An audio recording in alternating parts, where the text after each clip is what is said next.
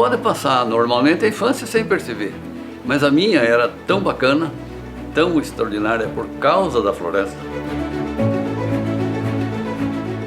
Nós caçava, pescava. Enfim, a nossa infância foi fantástica.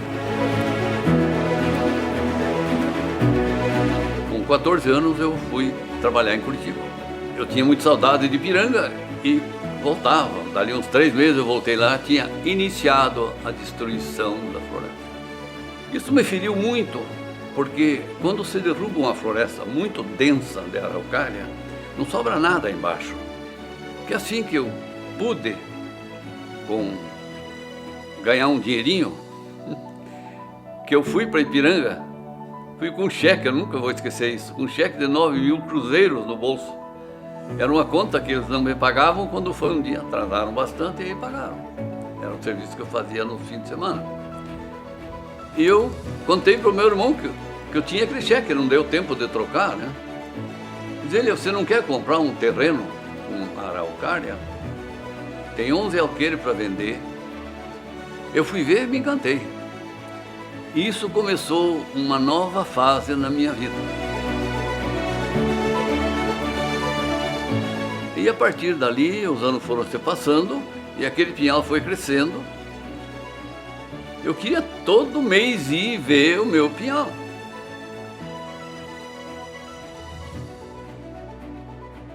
O meu avô sempre buscou que a empresa como um todo, especialmente o meu pai e eu, trabalhasse na preservação de áreas de APP, de recuperação e principalmente o enriquecimento disso usando a araucária.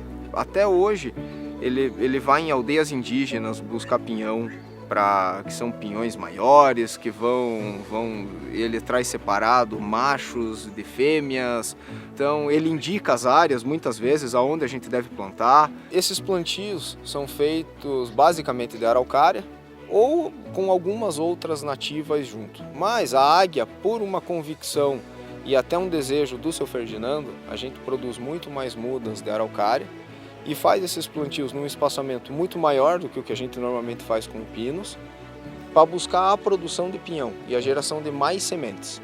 Nós temos hoje em torno de 20.000 hectares de mata, de floresta, e 10.000 hectares disso é floresta plantada. O restante é área de preservação. Nessas áreas, principalmente nas matas ciliares ou nas áreas que já eram degradadas, com inclinação muito alta, é que nós estamos reinserindo a araucária. Então você vai recuperar uma PP, uma mata ciliar, que tem que ter no mínimo 30 metros de cada lado. Se você coloca a araucária primeiro, depois, quando ela começa a crescer, embaixo vem um subbosque rico em biodiversidade, rico em alimento para vários animais, etc. O araucária, o pinheiro do Paraná, não pode ser entendido como um pinheiro no hemisfério norte. Uma floresta com pinheiros no hemisfério norte, uma floresta homogênea, uma floresta monótona, é como se fosse uma sinfonia de uma nota só. A nossa floresta subtropical está mais para a bossa nova, está mais para um samba, está mais para um rock progressivo. A floresta com araucárias, enfim, encerra toda essa riqueza e toda essa biblioteca de vida, que em algum momento vai nos servir para descobrir os remédios, as curas, os produtos que vão tornar a nossa vida melhor.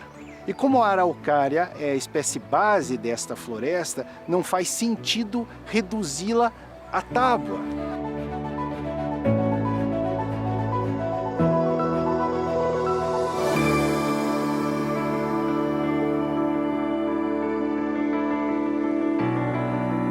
A primeira área que eu comprei, que faz 70 anos, ela tem mais levantamento do que as outras áreas. E cresceu muito. Esse caderno aqui é de 1980. É uma estatística de araucária.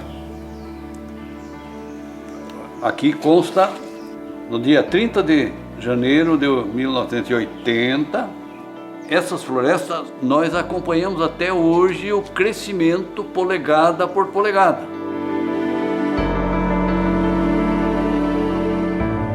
Existe uma diferença entre você estar você ser um grande proprietário de uma família tradicional proprietária madeireira que tinha áreas imensas de araucária e preservou 1%, 2%.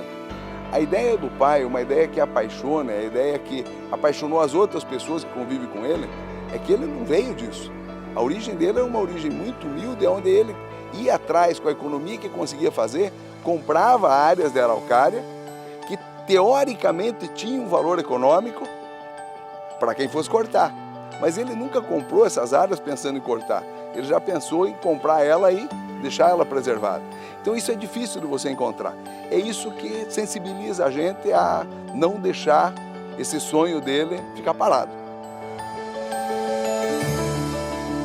E tem um neto, essa surpresa agora, que perguntaram para ele, ele está com 8 anos, perguntaram para ele: Léo, você já escolheu o que você quer fazer depois de grande? Diz ele: eu quero ser engenheiro florestal ou super-herói, ainda estou em dúvida. Ele começou a fazer agricultura na região próxima e aproveitou para cuidar dessa área do Buraco do Padre.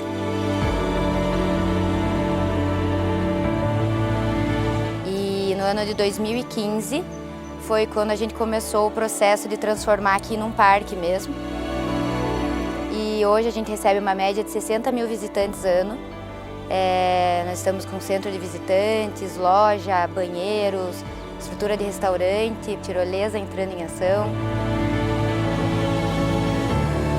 O Museu da Araucária ele vai ficar a céu aberto, né, no corredor de araucárias já plantadas que a gente tem aqui. E vai ser principalmente em homenagem, né, ao meu avô, que ele idealizou essa área, né, ele protegeu essa área. E a gente quer dar continuidade no trabalho dele e quer semear essa ideia para muitas pessoas. No momento em que todos estavam derrubando as araucárias, ele se dispôs a plantar araucárias. Ele se dispôs a adquirir terrenos com araucárias.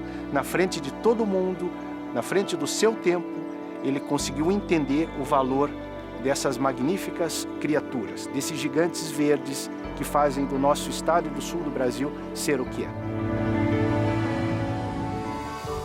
Quando eu cheguei em Curitiba, eu fui falar com o tio, né? Ele ia todo ano para a Suécia, ele trouxe uma revista dos plantios na Suécia, reflorestamento de aproximadamente 1000 anos atrás. Aí eu comecei a pensar, puxa, aí que veio a ideia de o que fazer para o futuro, né? Não tinha comprado esse aqui ainda, né? Depois, puxa, dá para reflorestar. A floresta araucária é linda. Você vê um araucária denso, ele forma um tapete por cima e embaixo tem um outro mundo, que são as outras florestas. Você aprende a amar a natureza.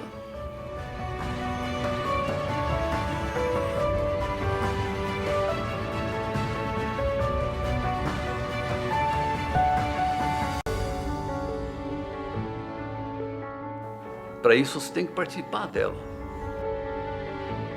Foi o que aconteceu comigo. E hoje isso acontece com a família toda, né?